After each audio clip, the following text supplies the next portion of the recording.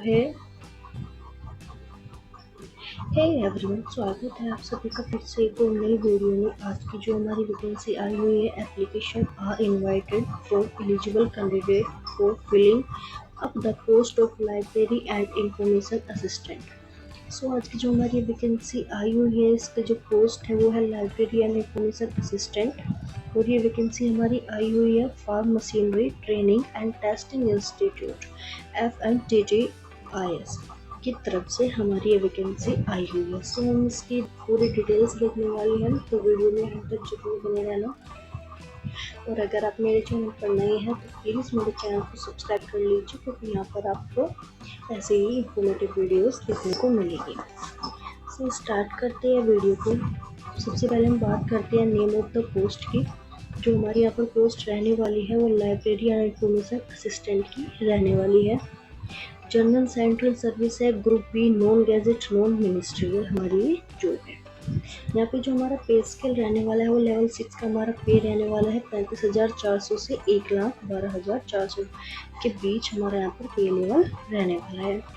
यहाँ पे जो मोड ऑफ रिक्रूटमेंट दिया गया है वो थ्रू डायरेक्ट रिक्रूटमेंट है। इसमें ठीक है, कोई एग्ज़ाम या फिर नहीं, रिटर्न टेस्ट नहीं है, इसमें सिर्फ डायरेक्ट रिक्रूटमेंट हमारी यहाँ पर होने वाली है। नंबर ऑफ वैकेंसी की बात करते हैं, यहाँ पर हमें सिर्फ एक पोस्ट ही देखने को मिली है। तो अब बात कर लेते हैं इसकी एज लिमिट की और डायरेक्ट रिक्रूट्स की। सो आपकी जो एज लिमिट है वो 30 साल से ज़्यादा नहीं होनी चाहिए। और यहाँ पे जो गवर्नमेंट सर्वेंट्स यानी सिर्फ सरकारी सेवक थे, उनको यहाँ पर 5 साल का रिलैक्सेशन एज में दिया जाएगा। सेकंड पॉइंट में एजुकेशनल क्वालिफिकेशंस दी गई है। तो जो इसेंशियल पॉइंट्स है उसमें आपका रखा गया है, आपके पास bachelor degree in library science या लाइब्रेरी एंड इंफॉर्मेशन साइंस होना चाहिए, यानी जो आपके पास है बीलिव की डिग्री होनी चाहिए, बीलिव या बीलिस आप जो भी बोलते हैं। सेकंड पॉइंट में यहाँ पे आपके पास 2 ईयर का एक्सपीरियंस होना चाहिए इन लाइब्रेरी अंडर सेंट्रल गवर्नमेंट या फिर स्टेट गवर्नमेंट। ठीक है, यहाँ पे ये जो पॉइंट दिया गया है डिज़ायरेबल में आपको कंप्यूटर एप्लीकेशन का डिप्लोमा रखा गया है। ये जो पॉइंट्स है सिर्फ डिज़ायरेबल है, अगर आपके पास कंप्यूटर डिप्लोमा नहीं भी है तो भी आप इस जॉब के लिए एलिजिबल हो। यहाँ पे जो पीरियड प्रोबेशन रखा गया है वो सिर्फ 2 साल का रखा गया है। यहाँ पर कुछ आपको ड्यूटीज़ बताई गई है, जैसे कि आपको जो यहाँ पर काम करना होगा, आपकी ड्यूटी क्या क्या रहने वाली है। तो वो है इंस्टीट्यूट लाइब्रेरी का संचालन, यानी ऑपरेशन, मेंटेनेंस एंड मैनेजमेंट आपको यहाँ पर करना होगा। परचेज ऑफ बुक्स की लिस्ट आपको जो है उसका प्रस्ताव तैयार करके देना होगा। और यहाँ पे दिया गया है books, journal, magazine, newspaper etcetera की जो अन्य सामग्री का जो है आपको प्रबंधन यानी मैनेजमेंट आपको करना होगा। प्रशासनिक कार्यों में आपको सहायता करनी होगी। इसको पूरा रीड कर लीजिएगा। यहाँ पे जो प्लेस ऑफ पोस्टिंग है 4th पॉइंट में आपको वो भी बताया गया है कि आपकी जो पोस्टिंग है वो कहाँ कहाँ पर होने वाली है। सो जो आपकी पोस्टिंग यहाँ पर होने वाली है, place of posting can be any of the farm machinery training and testing institute. जैसे यहाँ पर बुधनी है मध्य प्रदेश में, हिसार में हो सकती है हरियाणा के, और अनंतपुर में हो सकती है आंध्र प्रदेश में, एंड विश्वनाथ में हो सकती है चिराल यानी असम में। आपकी पोस्ट इनमें से कहीं भी हो सकती है। पोस्टिंग जो आपकी रहने वाली है वो इनमें से किसी भी स्टेट में से आपकी पोस्टिंग वहाँ पर भी कर सकते हैं। यहाँ पर 5 पॉइंट में दिया गया है कि the date of determining the eligibility of all candidates in every respect shall be the prescribed closing date for submitting of application in the advertisement in employment news। So यहाँ पर जो भी सभी जो कैंडिडेट होंगे उनकी जो एलिजिबिलिटी होगी वो उसी डेट की होगी, उसी दिन की होगी, जब लास्ट डेट की जो हमारी एप्लीकेशन की जो लास्ट डेट होगी वो ये जो हमारी एम्प्लॉयमेंट न्यूज़ में निर्धारित की गई है। और जो 6 पॉइंट दिया गया है उसमें लिखा गया है कि ये सभी जो है मिनिमम है, यानी जो क्वालिफिकेशंस मांगी गई है मिनिमम मांगी गई है। अगर यहाँ पर जो कैंडिडेट्स बढ़ जाते हैं, एप्लीकेशन फॉर्म ज़्यादा हो जाती है, तो इस कंडीशन में यहाँ पर जो आपका रिटर्न टेस्ट, प्रोफिशिएंसी टेस्ट ये लोग कंडक्ट कराएंगे। और इसलिए उम्मीदवारों को अपनी सभी योग्यताएं और अनुभव न्यूनतम योग्यता से अधिक सही ढंग से उल्लेख करना चाहिए। यहाँ पर जो नेक्स्ट पॉइंट जो यहाँ पर दिए गए हैं, उम्मीदवारों का चयन सामान्य मानक के आधार पर ही किया जाएगा। यहाँ पर दिया गया है डिसेबिलिटीज क्वेश्चन के बारे में, बेंचमार्क डिसेबिलिटी के बारे में यहाँ पर कुछ छूट दी गई है। अगर सामान्य मानक के आधार पर पर्याप्त संख्या में बेंचमार्क विकलांगता वाले उम्मीदवार उपलब्ध नहीं होते तो अनुभव की योग्यता में ढील दी जा सकती है ताकि नियमों के अनुसार पर्याप्त संख्या में उम्मीदवार मिल सके। यह केवल अनुभव के वर्षों पर ही लागू होगा, न कि अनुभव की प्रकृति पर। सो यहाँ पे विकलांगता का जो रिजर्वेशन रहने वाला है वो 40% या इससे अधिक रहने वाला है।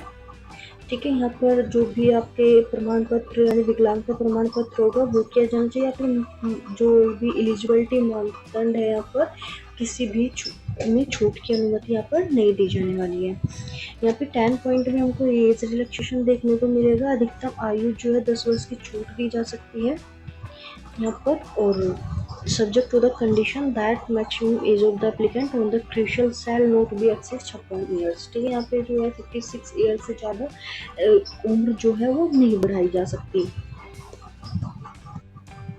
यहाँ पर 11 पॉइंट में दिया गया है विकलांग और सरकारी कर्मचारी के लिए यहाँ पर छूट दी गई है। यदि कोई विकलांगता से प्रभावित व्यक्ति है केंद्र सरकार के कर्मचारी के रूप में आयु छूट का पात्र है तो उसे विकलांगता या फिर केंद्र सरकार के कर्मचारी के रूप में छूट दी जाएगी जो भी अधिक लाभकारी हो।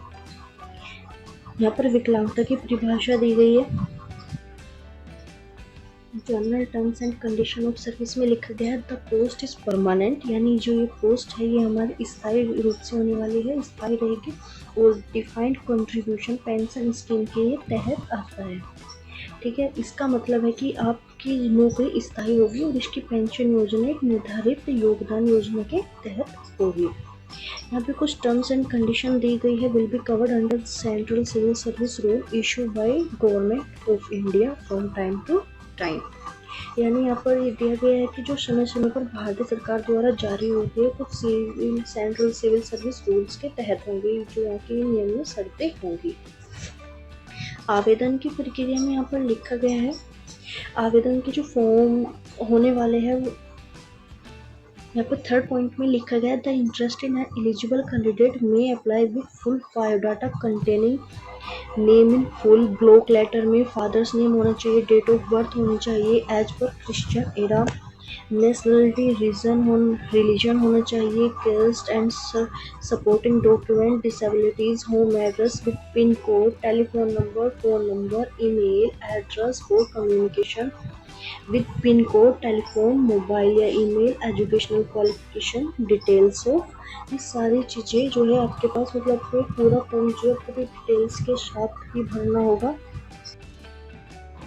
यहाँ पर 4th पॉइंट में दिया गया है यदि आप केंद्र सरकार, सेंट्रल गवर्नमेंट, राज्य सरकार या फिर state government, public sector undertaking, ठीक है, या फिर स्वायत्त निकाय में कार्यरत है तो आपको आपके नियोक्ता के प्रमाण पत्र के साथ आवेदन करना होगा कि आपके खिलाफ कोई अनुशासनात्मक मामला नहीं है, अन्यथा आपका आवेदन स्वीकार नहीं होगा।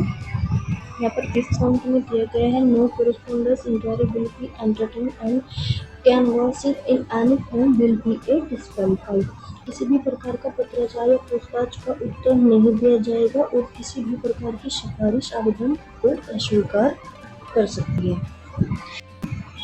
यहाँ पे जो हमारा 6 पॉइंट रहने वाला है उसमें दिया गया है भरा हुआ फॉर्म और आवश्यक दस्तावेज director north eastern region for machinery training and testing institute,